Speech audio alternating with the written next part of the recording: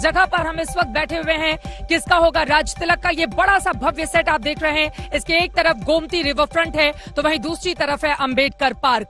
लखनऊ के लिए लड़ाई बेहद दिलचस्प होती हुई चली जा रही है। दूसरे चरण के लिए मतदान सुबह 7 बजे से ही जारी है जो शाम 6 बजे तक चलेगी। 9 जिलों की 55 सीटों पर लगातार वोटिंग हो रही है और उम्मीद यही कि पिछले तमाम रिकॉर्डों को ध्वस्त करते हुए इस बार के मतदाता यहां के ज्यादा से ज्यादा बड़ी तादाद में बाहर निकलेंगे और करेंगे अपनी किस्मत का फैसला, क्योंकि लोकतंत्र में यही आपकी सबसे बड़ी ताकत है। आप वोट देते हैं, आप नेता चुनते हैं और वो आगे आपके भविष्य का निर्धारण करता है। इन सब के बीच आपको बताते चले जबरदस्त तरीके से अलग अलग हिस्सों से जिस तरह की तस्वीरें सामने आ रही है वहां पर वोटिंग चल रही है। रामपुर में आजम खान की प्रतिष्ठा दांव पर है क्योंकि आजम खान जो 9 बार के विधायक हैं उनके लिए अखिलेश यादव की ओर से उनके बेटे अब्दुल्ला आजम के साथ मिलकर चुनाव प्रचार किया गया।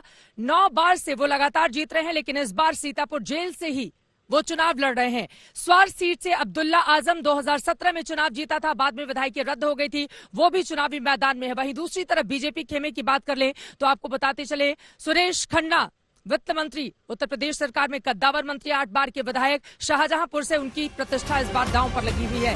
अपने आप में यह दूसरा चरण निर्धारित करेगा कि उत्तर प्रदेश में लखनऊ की इस गद्दी पर कौन विराजमान होगा। इन सब के बीच बड़ी खबर आपको बताते चले, यूपी में राउंड 2 के लिए मतदान के 2 घंटे पूरे हो चुके हैं और यकीनन दूसरे दौर की 55 सीटों पर जहां जहां पर वोटिंग हो रही है भारी तादाद में मतदाता अपने घरों से बाहर निकल रहे हैं। मतदान के बीच योगी आदित्यनाथ का 80-20 पर बयान सामने आया है। उनकी ओर से कहा गया है कि दरअसल मेरा मतलब धर्म या जाति से नहीं था, बल्कि इस बात से था कि 80% जो हमारे साथ हैं और 20% नकारात्मक सोच वाले लोग जो हर बात पे कमियां निकालते रहते हैं। इन सब के बीच कौन कौन से वो दिग्गज हैं जिनकी प्रतिष्ठा दांव पर लगी हुई है। देखिए, हेलीकॉप्टर से नेता तो चुनाव प्रचार करते हुए आपको अक्सर दिख जाते हैं, लेकिन बेहद भव्य सेट के जरिए उत्तर प्रदेश में अगर इस तरह से हेलीकॉप्टर और वहां से इन नेताओं की तस्वीर आपको दिख रही है तो ये आज तक ही आप तक पहुंचा सकता है। ये तमाम चेहरे आप देख पा रहे हैं। आजम खान के सामने आपको बताते चले एक युवा चेहरे पर दांव लगाया है। यहां पर भारतीय जनता पार्टी ने बेहद दिलचस्प मुस्लिम ये बेल्ट है और यहां पर चुनाव खासतौर से सहारनपुर और रामपुर पर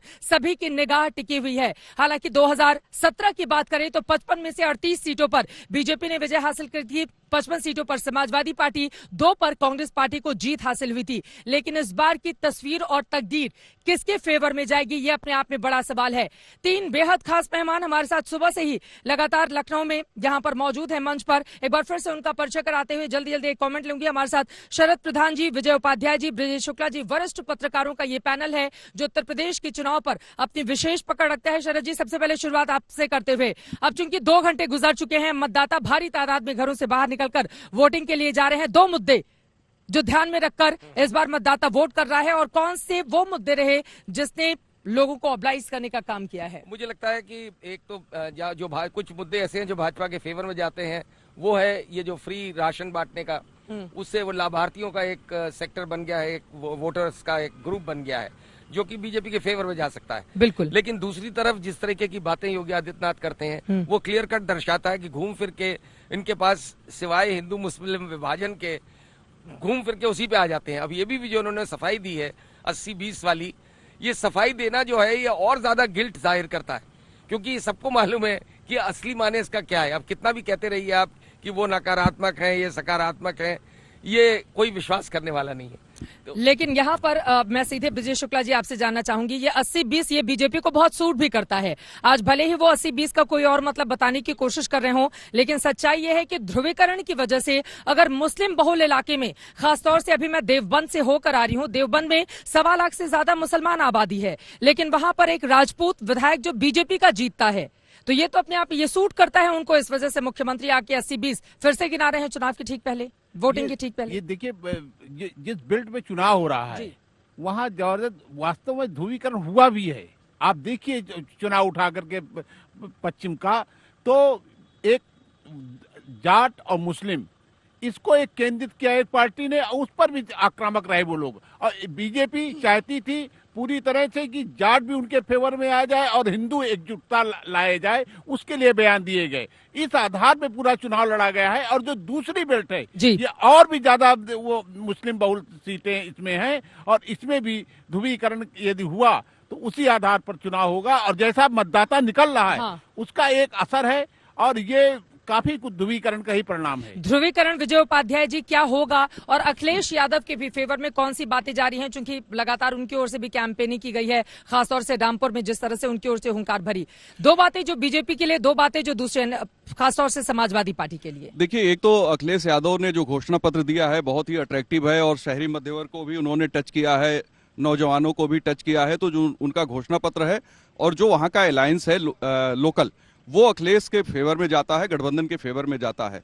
और अगर बीजेपी की बात करें तो इन्होंने जो गवर्नमेंट की स्कीम्स हैं जिस तरह से इम्प्लीमेंट किया है, खासतौर पे सेंट्रल गवर्नमेंट की स्कीम्स हैं, इसके अलावा जो यूथ है उसका अपना एक अलग रोल है इस चुनाव में।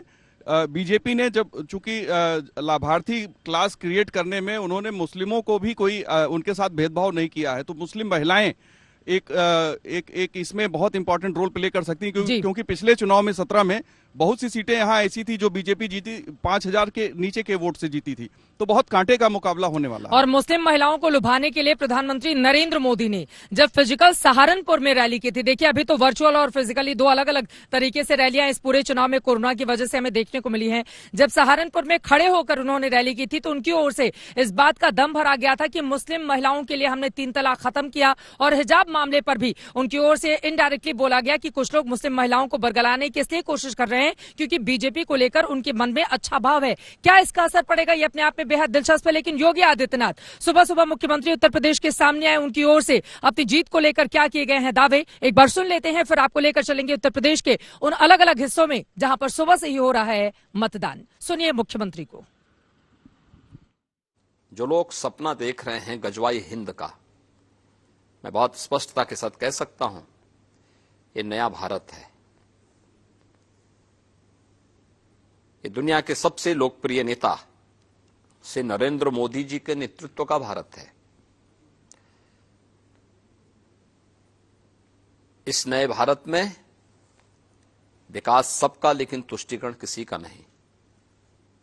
सबका साथ, सबके विकास की भावना के साथ सरकार कार्य कर रही है।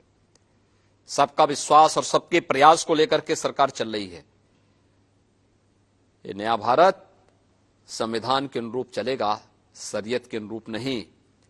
और मैं इस बात को भी स्पष्टता के साथ कह सकता हूं, गजवाए हिंद का सपना कयामत के दिन तक भी साकार नहीं होगा।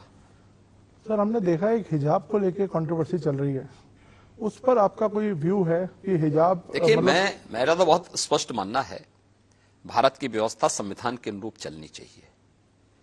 हमारी व्यक्तिगत आस्था, हमारे व्यक्तिगत स्वयं के अधिकार या हमारी स्वयं की पसंद नापसंद हम देश के ऊपर लागू नहीं कर सकते, संस्थाओं के ऊपर लागू नहीं कर सकते। ये नहीं लागू कर सकते हैं। क्या मैं उत्तर प्रदेश के अंदर सभी कर्मचारियों को या सभी लोगों को ये बोल सकता हूं कि आप भी भगवा धारण करें? ये उनका विषय है, जो उनको धारण करना करें, लेकिन ड्रेस कोड स्कूलों में लागू होना चाहिए। स्कूल का विषय है, स्कूल के अनुशासन का विषय है। आर्मी में कोई ये कहेगा कि हम लोग जो है अपने अनुसार चलेंगे, फोर्स में कोई इस प्रकार की बात करेगा? कहां अनुशासन रह पाएगा? व्यक्तिगत आस्था आपकी अपनी जगह होगी, लेकिन जब संस्थाओं की बात होगी तो संस्था के नियम कानून को हमें मानना होगा। देश की व्यवस्था होगी, देश के संविधान को मानना होगा।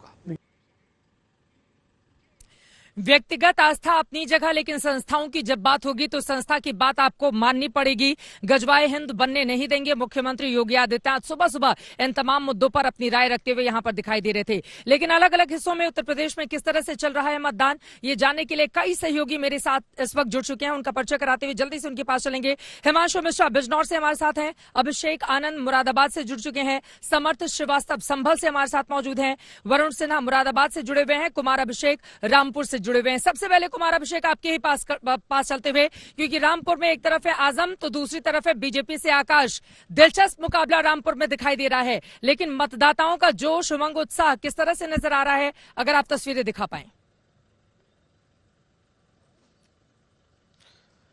बिल्कुल चित्रा, हम इस वक्त रामपुर के उस बूथ पर हैं जहां पर आजम खान का वोट होता है, जहां पर उनके बेटे अब्दुल्ला आजम और उनका परिवार का वोट होता है। आप देखें, लोगों को भी मैं आपको दिखाता हूं, यहां पर लोगों की तादाद, लोगों की लाइनें लगनी शुरू हैं। सुबह से वोटिंग चल रहा है।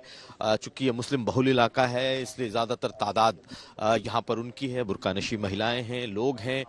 हम लोगों से पूछेंगे भी, बात भी करेंगे कि आखिर इस बार का मुद्दा क्या है। तो यहाँ पर वोटिंग शुरू है, वोटिंग लगातार सुबह से हो रही है।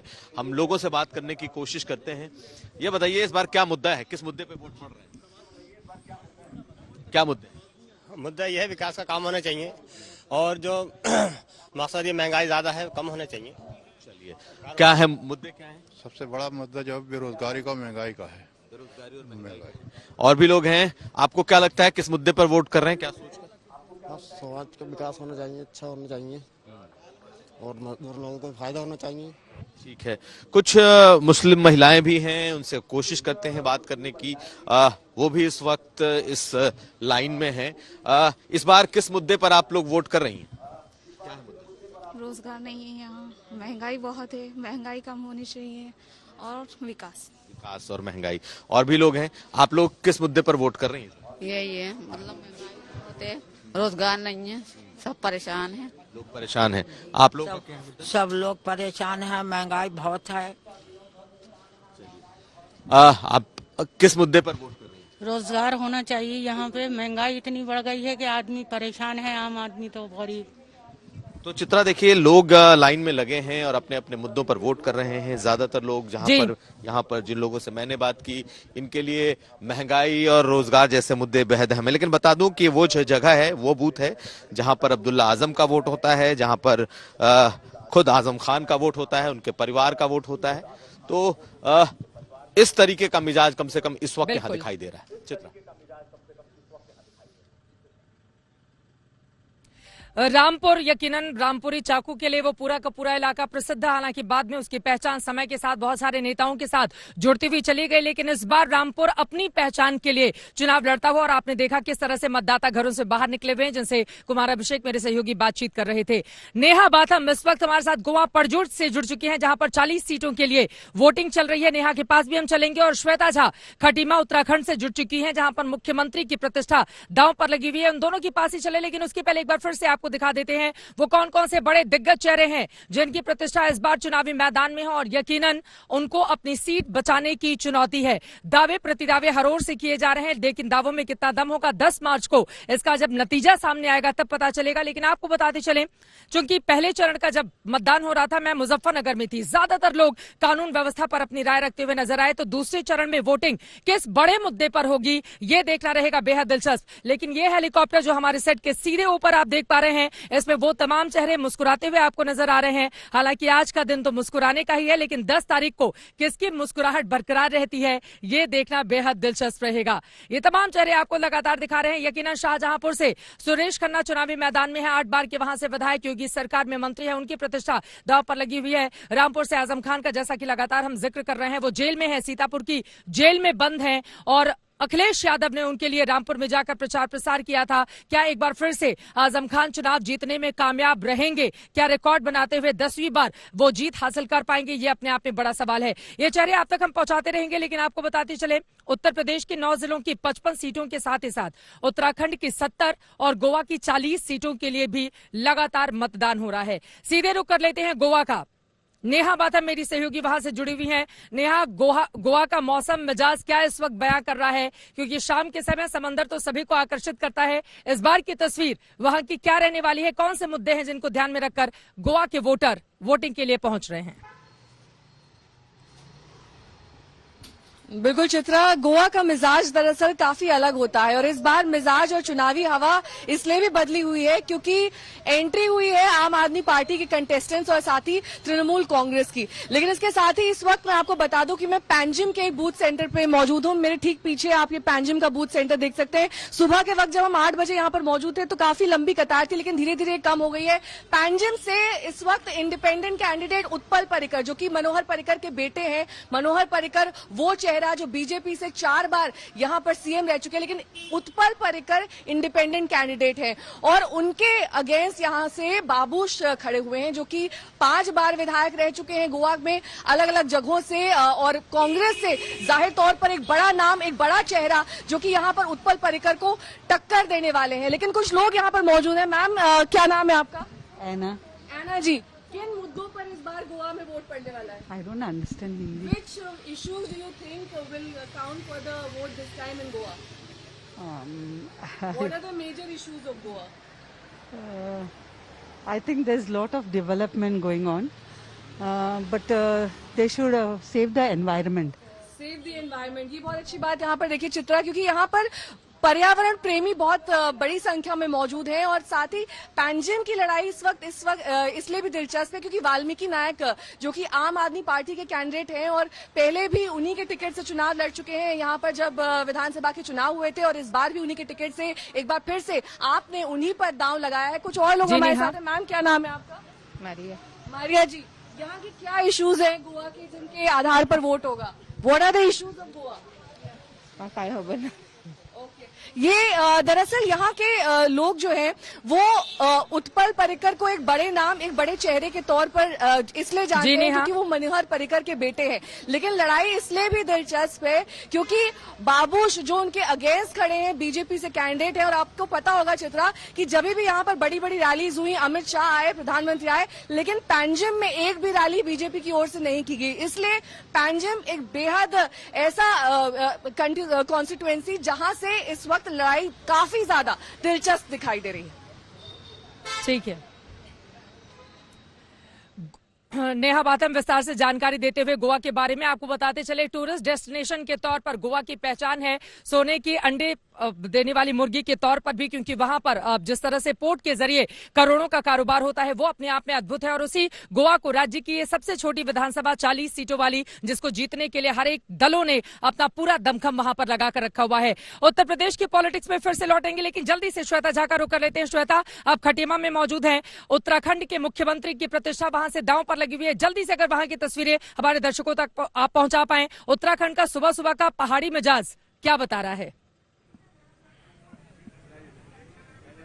बिल्कुल चित्रा, आपको बता दूं कि खटीमा में मौजूद हूं। जैसा आपने बताया, खुद पुष्कर सिंह धामी यहां से 2 बार के विधायक रह चुके हैं और पहली बार ऐसा हो रहा है कि मुख्यमंत्री बनते हुए वो यहां पर वोट डाल रहे हैं। और धूप खिली हुई है और बहुत ही हमने उम्मीद की थी, हमें लग रहा था बहुत ठंड होगी, लेकिन इतनी भी ठंड नहीं है, दिल्ली से ज्यादा ठंड नहीं है। चलिए आपको बूथ की तस्वीरें दिखा देते हैं हम। यहाँ पर देखिए लंबी लंबी कतारें लगी हुई है और लगातार अलग अलग रोज है। यहाँ पर पुलिस की अच्छी खासी तैनाती आपको दिख जाएगी, कमांडोज भी यहाँ पर है, पुलिस भी यहाँ पर, लोकल पुलिस भी तैनात है ताकि किसी को कोई परेशानी ना हो। देखिए कई सारे यहाँ ब्लॉक बनाए गए हैं ताकि महिलाओं और पुरुषों के अलग अलग लाइन लगाए जा सके और यहाँ पर आसानी से ये लोग वोट दे सके।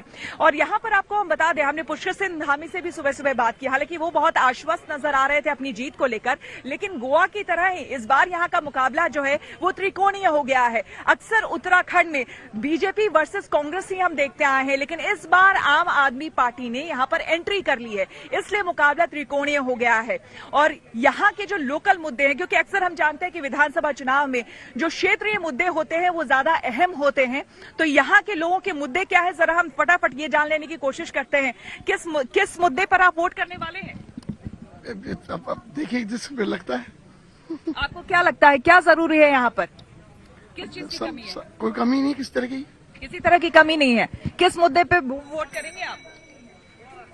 अपने सुरक्षा के लिए, अपनी मतलब जो सुविधाएं हैं उनके लिए, सुविधाओं के लिए, सुरक्षा के लिए। यहाँ पर मैंने सुना कि बाईपास को लेकर भी परेशानी हो रही थी, लोग चाह रहे थे कि जाम बहुत बड़ी समस्या है। हाँ, ये तो है ही, जाम की समस्या तो है ही बहुत बड़ी और काफी निर्धारण हो गया है। बाईपास बनना है हमारे खटीमा पे और विकास होना चाहिए, सबसे बड़ी बात तो यह है, और बेरोजगारों को नौकरी मिलनी चाहिए। किस मुद्दे पर वोट? जी श्वेता, विकास के मुद्दे पर वोट, विकास हो रहा है। देखिए यहाँ पर बुजुर्ग भी आ रहे हैं। माता जी, माता जी का क्या उम्र है, अगर आप श्वेता झा मेरी सहयोगी आपको जानकारी देते हुए, खटीमा यकीनन मुख्यमंत्री को कांटों भरा ताज बीजेपी की ओर से पहनाया गया और अब उनकी प्रतिष्ठा वहां से दांव पर है। युवा चेहरा पुष्कर सिंह धामी, उनके चेहरे की बदौलत बीजेपी इस पहाड़ी राज्य में क्या एक बार फिर से कमल खिला पाएगी, इस पर लगातार हमारी नजर बनी रहेगी। लेकिन इस बार का आज जहां जहां वोटिंग हो रही है, मैदानी इलाके भी हैं, पहाड़ भी है और समंदर भी है, इस लिहाज से अहम हो जाता है। सीधे मुरादाबाद का रुख करेंगे, वहां से हमारे संवाददाता अभिषेक आनंद इस वक्त जुड़ चुके हैं। पीतल नगरी की यह नाम से मशहूर है और 6 सीटें हैं, 4 सीटें 12 और 17 दोनों में समाजवादी पार्टी ने जीती थी। इस बार के समीकरण वहां पर क्या बता रहे हैं, और साथ ही लोगों से भी बातचीत कीजिए। सबसे बड़ा मुद्दा पीतल नगरी मुरादाबाद का क्या है अभिषेक? जी चित्रा, मुरादाबाद शहर में इस वक्त हम लोग हैं, वोटिंग के लिए लोग आ रहे हैं, धीरे धीरे उनकी संख्या बढ़ रही है। कुछ मतदाता हमारे साथ जुड़े हुए हैं, उनसे बात करते हैं। क्या नाम है साहब आपका? शुभम। शुभम जी, बिना पार्टी और कैंडिडेट का नाम लिए आप बताएं किस मुद्दे पर आप वोट करने आए हैं? घर से जब आप निकले थे तो क्या मिजाज था, गुस्सा था या दिल में ठंडक थी? नहीं, दिल में ठंडक थी। महिलाओं की सुरक्षा पूर्ण रूप से है, राशन सबको मिल रहा है और सरकार से उम्मीद है आगे आने वाली कि मैं उत्तर प्रदेश परिवहन निगम में संविदा कर्मचारी हूँ, जो कि संविदा कर्मचारियों के लिए कोई नहीं सोचता है। शायद आगे आने वाली सरकार संविदा कर्मचारियों के लिए भी सोचेगी। देखिए, रोजगार भी एक मुद्दा है जिसको लेकर के लोग बात कर रहे हैं। आपका क्या नाम है साहब? जी विपिन जैन। जैन साहब, बिना पार्टी और कंटेंडर का नाम लिए बताएं कि किस मुद्दे पर मुरादाबाद आज वोट कर रहा है? सर, देश की खुशहाली हुई है और बीजेपी ने बहुत कुछ कहा। देखिए, जो यहाँ पर माहौल है, आपने भी चित्रा यूपी का चप्पा चप्पा छाना है। आपको भी पता है कि सिर्फ कम्युनल, सिर्फ रिलीजियस पॉलिटिक्स नहीं, कास्ट पॉलिटिक्स भी एक बहुत बड़ा प्लेयर है इस पूरे इलाके में। इस सीट को जो खास तौर पर अभी फिलहाल बीजेपी के पास है, इसमें शहरी मतदाता जो है वो इस तरीके के पोलिंग बूथ्स पे धीरे धीरे बढ़ रहा है। आसपास की जो जगह है, मुस्लिम डोमिनेंट एरिया ये है, ये बात सत्य है कि ये पॉलिटिक्स मुस्लिम कम्युनिटी के अराउंड घूमती है। लेकिन इसके साथ ही आसपास के इलाके में जाट वोटर्स हैं, राजपूत वोटर्स हैं, सैनी वोटर्स हैं और काफी इंटरेस्टिंग यहाँ पर इस वक्त जो लड़ाई चल रही है वो देखने का, जो वोटिंग पैटर्न अभी जो चल रहा है वो पिछली बार से धीरे धीरे ज्यादा अधिक मतदान की ओर बढ़ रहा है। चित्रा, चले ठीक है, मैं लौटूंगी आपके पास। संभल चलते हैं, समर श्रीवास्तव वहां से जुड़ चुके हैं। संभल जो लगातार समाजवादी पार्टी वहां से 5 बार से जीतती आई है और दिलचस्प ये रहा था कि 2017 की बात करें तो AIMIM वहां पर दूसरे नंबर पर थी और इस बार तो AIMIM की मुखिया की ओर से कह दिया गया है कि मुस्लिम महिलाएं हिजाब पहनकर ही ज्यादा से ज्यादा अपने घरों से बाहर निकलें और फिर वो बटन दबाएं और अपनी ताकत का एहसास कराएं। इन सब बयानों के बीच में संभल में मतदान किस दिशा में आगे की ओर बढ़ता हुआ, मुख्य मुकाबला किन किन के बीच में है, अगर इसके बारे में हमारे दर्शकों को आप जानकारी दीजिए। सबसे ज्यादा समर्थ वहां पर कौन दिखाई दे रहा है इस वक्त? देखिए, संभल का जब जिक्र आता है तो यहाँ पर MY फैक्टर सबसे ज्यादा है। 60% वोटर यहाँ पर मुस्लिम प्लस यादव का होता है। यहाँ पर सुबह से ही कतारें लाइन की लगी हुई, आपको मैं तस्वीरें के जरिए दिखाऊं और कह सकते हैं कि पहले मतदान और फिर जलपान की स्थिति यहाँ पर है। वोटर्स भी हैं, यंग यूथ भी काफी यहाँ पर मैं देख पा रहा हूँ। यहाँ पर कई औरतें भी हैं, कई महिलाएं भी यहाँ पर आई हैं और बुजुर्ग भी हैं। पर यहाँ पर संभल में यूथ काफी इस बार वोट करता हुआ नजर आ रहा है। सबके हाथों में आधार कार्ड और पूरे तरीके से यहाँ पर लाइन लगी हुई है। सिक्योरिटी फोर्सेस को भी दिखाऊंगा, यहाँ पर मौजूद है प्रॉपर तरीके से और अब मैं लोगों से यहाँ पर बातचीत करूंगा, जानूंगा कि असल में संभल के मुद्दे क्या हैं, किन मुद्दों पर यहाँ का वोटर वोट कर रहा है इस बार। मुद्दे क्या हैं इस बार संभल के? किन मुद्दों, बिना पार्टी के नाम बताइए क्या मुद्दे हैं संभल के? विकास। किन मुद्दों पर संभल वोट कर रहा है इस बार? विकास का खाली। जी, विकास पर। किसानी और खेती सही चल रही है? बढ़िया चल रही है। बढ़िया चल रही है। और भी लोगों से मैं यहाँ बातचीत करूंगा। संभल यूथ है यहाँ पर, मैं उनसे बातचीत करूंगा। बिना पार्टी का नाम बताइए कि मुद्दा यूथ को क्या चाहिए संभल? बताएं भैया, संभल के यूथ को क्या चाहिए? विकास, रोजगार, नौकरी। और क्या मुद्दे हैं संभल के जिस पर पूरा आज वोटिंग हो रही है? सुरक्षा डिपो, रोडवेज डिपो और वो नहीं है, कुछ नहीं है, कॉलेज नहीं है, डिग्री कॉलेज नहीं है, लॉ कॉलेज नहीं है यहाँ पर। हाँ, बहुत समस्याएं हैं, बहुत विकास पर मुद्दे पर ही वोट किया जा रहा है। मैं एक चीज जानना चाहूंगा, जो मैनिफेस्टोस पार्टी लाती है, क्या वोटिंग के टाइम पर उन मैनिफेस्टोस का असर पड़ता है चुनाव में? जी हाँ, पड़ता है। मैं यहाँ महिलाएं भी कुछ है, मैं आपको लेकर चलता हूँ इधर। यहाँ पर आप देखिए कतार यहाँ पर महिलाओं की भी लगी है। मैंने कहा यूथ अच्छा खासा यहाँ पर है, महिलाएं भी आई हैं। माता जी, क्या लग रहा है इस बार चुनाव में किन मुद्दों पर वोटिंग हो रही है? बिना पार्टी का नाम बताए। मुद्दे संभल के मुद्दे क्या हैं? तबीयत ठीक न रहती भैया, मुझे कोई पता नहीं जी। तबीयत ठीक न रहती। तब मुद्दे क्या है संभल के इस बार? भैया पूछ लो, हमें तो कोई ध्यान। देखिए महिलाएं, मैं आपको दिखा रहा हूँ, लंबी कतारें यहाँ पर लगी हैं। क्या मुद्दे? राशन पानी मिल रहा है आप लोगों को? सब कुछ मिल रहा है। मिल रहा है, सड़क की बहुत सुविधा है, राशन पानी भी मिल रहा है, सब सुविधा मिल रही है जी। जरूरतें क्या है संभल की?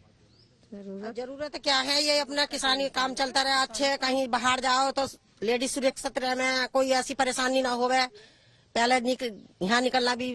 देखिए यहाँ पर जो समझ में आ रही है चीजें, इनको एक तरह से महिला की सुरक्षा होनी चाहिए। रोजगार, जो यूथ से मैंने बात की उनका ये कहना है कि रोजगार यहाँ मिलना चाहिए। ये प्रमुख मुद्दे संभल के हैं। पर जो राजनीति की जैसा की बात कही, यहाँ पर 60% MY फैक्टर काम करता है और यही रीजन है कि समाजवादी पार्टी का यहाँ पर एज बताया जाता है। पर देखना है कांटे की टक्कर बीजेपी को लेकर है और समाजवादी पार्टी को लेकर है। पर फिलहाल यहाँ से जो वोटर है उसकी डिमांड रोडवेज है, उसकी डिमांड एम्प्लॉयमेंट है और कहीं ना कहीं जो महंगाई बढ़ रही और एक तरह से महिलाओं की सुरक्षा, एक बड़ी मांग संभल की। जी, किसका होगा राज तिलक? नवाबों की नगरी लखनऊ से आप देख रहे हैं, मेरे एक तरफ है गोमती रिवर फ्रंट, दूसरी तरफ है अंबेडकर पार्क। अपनी खूबसूरती के लिए ये पूरा का पूरा इलाका जाना जाता है। मरीन ड्राइव भी आप कह सकते हैं इसको लखनऊ का, जहां दूर दूर से लोग आते हैं यहाँ पर अपना समय गुजारने के लिए। इसी लखनऊ को लेकर उत्तर प्रदेश में लड़ाई चल रही है। दूसरे दौर की वोटिंग भी हो रही है। दूसरे दौर में 9 जिलों की 55 सीटों पर मतदान लगातार जारी है, जिसमें सबसे ज्यादा महत्वपूर्ण सहारनपुर, देवबंद, रामपुर, संभल, ये वो तमाम इलाके हैं, बिजनौर, जहां पर तमाम बड़े बड़े दिग्गजों की प्रतिष्ठा दांव पर लगी हुई है। सबसे बड़े चेहरे के तौर पर रामपुर से आप ले सकते हैं आजम खान। 9 बार के वो विधायक वहां से रहे हैं, लेकिन इस बार सीतापुर जेल में बंद हैं और वहां से ही विधायकी की किस्मत का फैसला क्या जनता इस बार भी करेगी 9 बार की तरह, या फिर इस बार आकाश के पक्ष में या किसी और पार्टी के पक्ष में फैसला जाएगा? क्योंकि युवा चेहरे जो पहली बार चुनावी मैदान में है, आकाश उनको उतारा है भारतीय जनता पार्टी में, जबकि बीएसपी के अपने ही दावे के दम और कांग्रेस पार्टी वहीं दूसरी तरफ अपना दावा कर रही है। इन सब के बीच सुरेश खन्ना, कद्दावर मंत्री योगी सरकार में, शाहजहांपुर से वो चुनावी मैदान में है। 8 बार के विधायक, उनकी प्रतिष्ठा भी इस बार चुनाव में दांव पर लगी हुई है। आपको बताते चले, धर्म सिंह सैनी 2012 में बीएसपी में थे, 2017 में बीजेपी में चले गए, मंत्री भी बने, आयुष मंत्रालय उनको दिया गया, लेकिन 2022 के लिए अपनी किस्मत वो आजमा रहे हैं समाजवादी पार्टी के टिकट पर सहारनपुर की एक सीट से, और उनकी प्रतिष्ठा भी इस बार दांव पर लगी हुई है।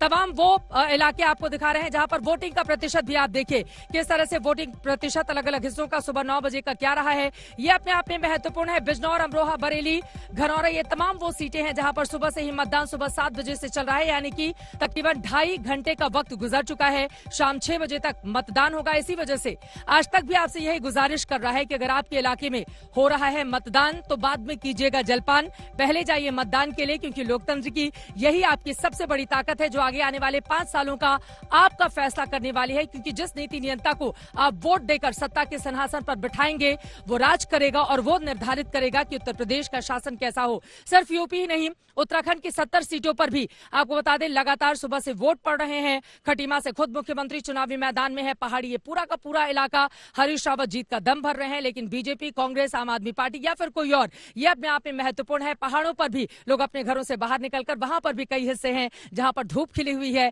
और लोग वोटिंग में बढ़ चढ़कर हिस्सा ले रहे हैं। गोवा 40 सीटों पर वहां पर वोटिंग चल रही है। समुद्री, ये पूरा का पूरा इलाका जो पर्यटकों को अपनी ओर आकर्षित करता है, वहां पर भी मतदाता घरों से बाहर निकलकर अपने भाग्य का कर रहे हैं निर्धारण। और अलग अलग हिस्सों से कई सहयोगी आज सुबह से ही पल पल की जानकारी आप तक पहुंचा रहे हैं। जल्दी से बिजनौर चलते हैं। हिमांशु मिश्रा हमारे संवाददाता वहां से जुड़े हुए हैं।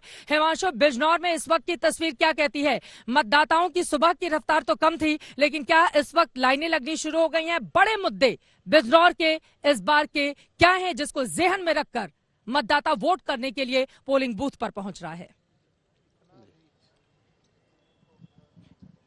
देखिए, बिल्कुल बिजनौर के अंदर लोग मतदान को लेकर बिल्कुल सजग हैं, जागरूक हैं और लगातार जो है मतदाता आ रहे हैं। जिस मैं पोलिंग बूथ पर हूं, यहां पर लगभग 12 पोलिंग स्टेशन जो है वो है और बड़े मुद्दे जो है वो विकास का है, बेरोजगारी है, महंगाई है, साथ ही साथ कानून व्यवस्था है, महिलाओं की सुरक्षा और सुशासन का मुद्दा है। मैं चित्रा आपको एक और चीज बता दूं, बिजनौर अभी पिछले कुछ दिनों में बहुत फेमस हो गया। यहाँ की जो विधायक हैं सुची चौधरी, उन्होंने एक सड़क का उद्घाटन किया और नारियल फोड़ने गई तो नारियल फूटने की जगह जो है सड़क फूट गई। और मेरे साथ खुद बातचीत करने के लिए यहाँ से सांसद हैं मलूक नागर जो बीएसपी से हैं। मलूक जी, क्या मुद्दे रहेंगे इस चुनाव के अंदर, क्योंकि 2019 में तो आप और समाजवादी पार्टी एक साथ थे, महागठबंधन था। अब ये महागठबंधन जो है अलग हो गया और अब आरएलडी उसमें रह गया। महागठबंधन की जगह अब गठबंधन रह गया है, बट ये एक्चुअल में नेचुरल अलायंस नहीं है, क्योंकि हमेशा आरएलडी पक्षधर रही है पश्चिमी उत्तर प्रदेश को अलग प्रदेश बनाने का। 19 में भी तो ये साथ ही थे, तब नेचुरल नहीं था क्या? सब मेरी बात तो पूरी आपने होने ही नहीं दी, बीच में ही ले लिया। लेकिन 19 में नेचुरल अलायंस जब था, जब समाजवादी और हम और लोकदल तीनों इकट्ठे थे वो यहाँ के लिए, और उसका पुष्टि इस बात से होती है कि मेरा तो बहुत छोटा सा राजनीतिक कद है, जयंत चौधरी बहुत बड़ा कद है, पूर्व प्रधानमंत्री के पोते, अजीत सिंह जी पूर्व प्रधानमंत्री के बेटे, वो बराबर में चुनाव लड़ रहे थे, इसीलिए वो चुनाव नहीं जीत पाए थे, क्योंकि ये नेचुरल अलायंस का ही नतीजा था। और बराबर में मैं यहाँ से चुनाव जीत करके गया हूँ, तो वो नेचुरल था बिल्कुल एकदम। तो एक तो ये, और दूसरा जितना भी बीजेपी का जो नाराज वोटर है वो किसी भी कीमत में समाजवादी और आरएलडी को नहीं जा सकता। तो बीएसपी को जा रहा है आप कह रहे हैं? आप ही ने कह दी तो मैं आप कह रहे हैं, मतलब तो ये बिल्कुल साफ यही बात है, उसका फायदा हमें मिल रहा है और इस जिले में ज्यादातर सीटें बीएसपी को जाएंगी। मुख्य मुद्दे क्या हैं? देखिए मुख्य मुद्दे जी हिमांशु, मैं लौटूंगी आपके पास। हिमांशु मिश्रा हमारे संवाददाता वहां पर बातचीत करते हुए, जल्दी से रुक कर लेते हैं रामपुर का। कुमार अभिषेक रामपुर से इस वक्त हमारे साथ जुड़ चुके हैं। कुमार, रामपुर की लड़ाई भी बेहद दिलचस्प है, हालांकि रामपुर में दबदबा रहा है आजम खान का, लेकिन इन सब के बीच किस तरह से आज योगी आदित्यनाथ ने टिप्पणी की है कि दरअसल रामपुर, अगर वो सीतापुर जेल में बंद है तो खुद अखिलेश यादव नहीं चाहते हैं कि आजम खान बाहर आए। लेकिन पहली बार यह भी है 2014 के बाद जब रामपुर की स्वार सीट पर बीजेपी गठबंधन ने एक मुस्लिम उम्मीदवार को उतारा है। हैदर अली खान वहां से स्वार सीट पर अब्दुल्ला आजम को कितनी बड़ी चुनौती दे पाएंगे, और आप जहां पर मौजूद हैं वहां की तस्वीर क्या बयां करती है? अभिषेक।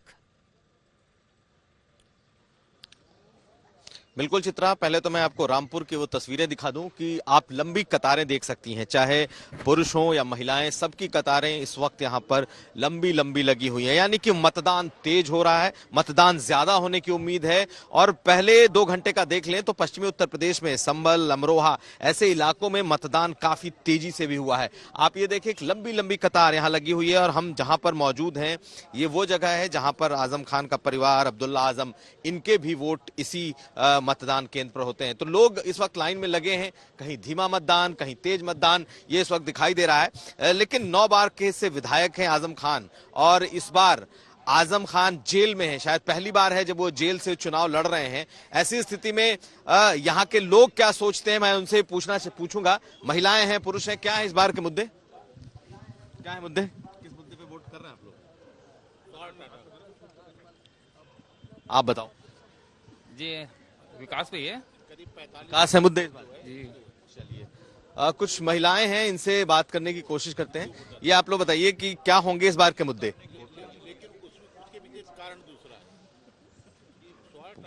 आप बोलेंगी क्या है, किस मुद्दे पे वोट कर रही हैं? अब जिस पे पहुंच जाए मुद्दा क्या है?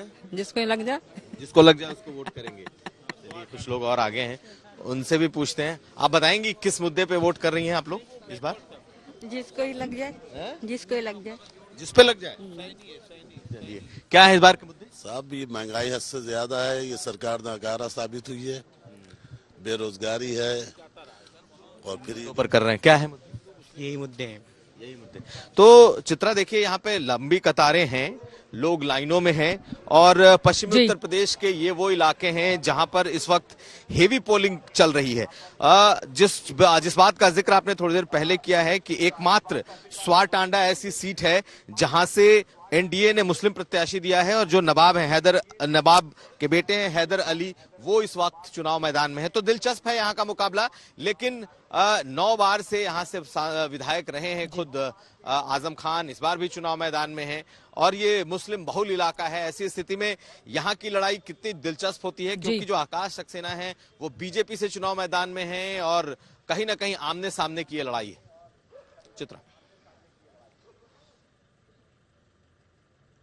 आमने सामने की इस लड़ाई में कौन विजयी होगा, इस पर लगातार नजर बनी रहेगी। लेकिन महिलाएं कितने स्ट्रैटेजी के साथ वोट करने के लिए पहुंच रही हैं, उनकी बातें सुनकर अंदाजा आपको लग गया होगा। कई महिलाओं से जब अभिषेक ने यह सवाल पूछा कि बताइए क्या मुद्दा रहेगा जिसको वो लेकर अब वोट डालने के लिए पहुंच रही है, तो उनका सीधा सा कहना है भैया जिसको लग जाए। कई महिलाओं की ओर से ये कहा गया, और यही वो महिला वोटर है जो साइलेंट अगर वोट करती है तो कहा जाता है कि वो बीजेपी के लिए, जैसा कि प्रधानमंत्री अक्सर अपने मंचों से दावा करते हैं। लेकिन दूसरी तरफ समाजवादी पार्टी आरएलडी गठबंधन में महिलाओं को लुभाने में कोई कोर कसर इस बार के चुनाव में इस पार्टी की ओर से नहीं छोड़ा गया। जल्दी से अपने मेहमानों के पास, लखनऊ में इस वक्त रिवर फ्रंट पर एक तरफ हमारे अंबेडकर पार्क है, वहां से आप ये बड़ी कवरेज लगातार देख रहे हैं। शरद प्रधान जी हमारे साथ मौजूद हैं, विजय शुक्ला जी हैं, विजय उपाध्याय जी हैं। शरद जी, पहले आपके पास आते हुए, ये जो महिला वोटर हैं ये भी बड़ा दिलचस्प है, क्योंकि 2012 के बाद उत्तर प्रदेश के इलेक्शन में लगातार ऐसा हो रहा है जहां पर पुरुषों के मुकाबले महिलाओं की वोटिंग प्रतिशत जो है वो कहीं ज्यादा है। स्मार्टली किस तरह से वो वोट डालने के लिए जा रही हैं, ये इन महिलाओं की जुबानी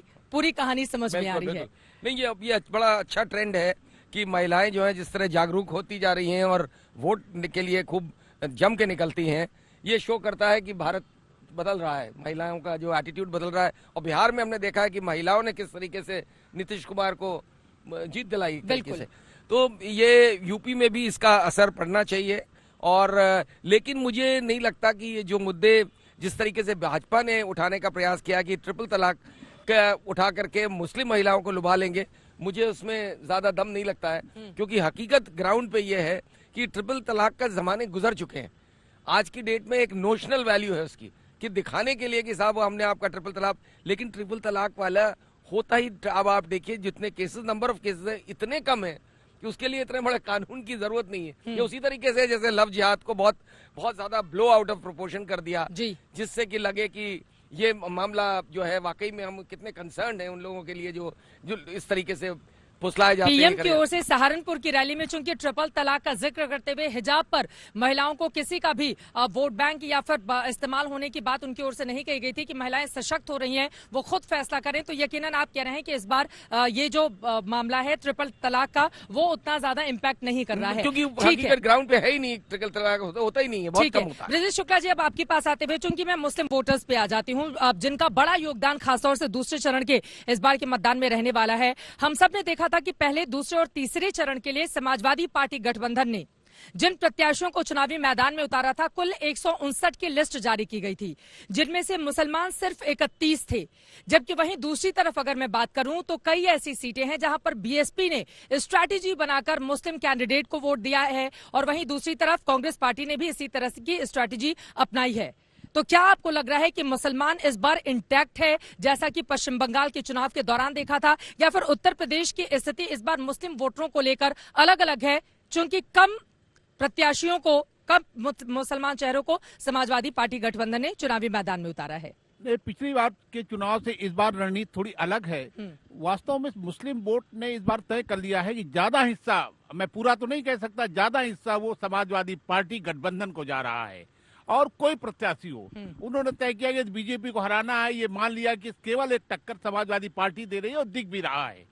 तो इसका पिछले चुनाव में जब बसपा खड़ी करती थी मुस्लिम प्रत्याशी तो उसको काफी वोट चला जाता था। इस बार ऐसा नहीं दिख रहा है, इस बार वो समाजवादी पार्टी के साथ जा रहा है और मजबूती से जा रहा है। ठीक है, जल्दी से विजय जी एक आपका भी कमेंट, उसके बाद मैं ब्रेक पर जाऊंगी। देखिए, ये इस पूरे इलाके में हैंडीक्राफ्ट बहुत इंपॉर्टेंट रोल प्ले करता है एग्रीकल्चर के साथ, और गरीबी बहुत ज्यादा है मुस्लिम में। और जो लाभार्थी क्लास बीजेपी ने क्रिएट किया है, जो असंगठित क्षेत्र के श्रमिकों को पैसा उनके अकाउंट में दिया है, इसका भी इम्पैक्ट बीजेपी के फेवर में हो सकता है। क्योंकि मुस्लिम महिलाएं जो गरीब है उसको धर्म उतना महत्वपूर्ण नहीं है, उसके लिए भोजन सबसे महत्वपूर्ण था। और जब बहुत ज्यादा बेरोजगारी की स्थिति थी या जब पैसे नहीं हाथ में होते थे, वैसे में सरकार ने मदद किया, तो उसका एक रोल हो सकता है, खासतौर पे गरीब मुस्लिम में।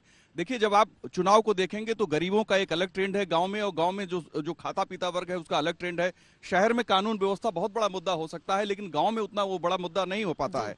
तो इस पूरे इलाके में एक यही ट्रेंड आप देखेंगे कि महिलाएं जब ज्यादा वोट डालेंगी तो उसका बेनिफिट किसको जाएगा, ये बहुत इंपॉर्टेंट होगा। हालांकि इस पूरे इलाके में बाइपोलर चुनाव है।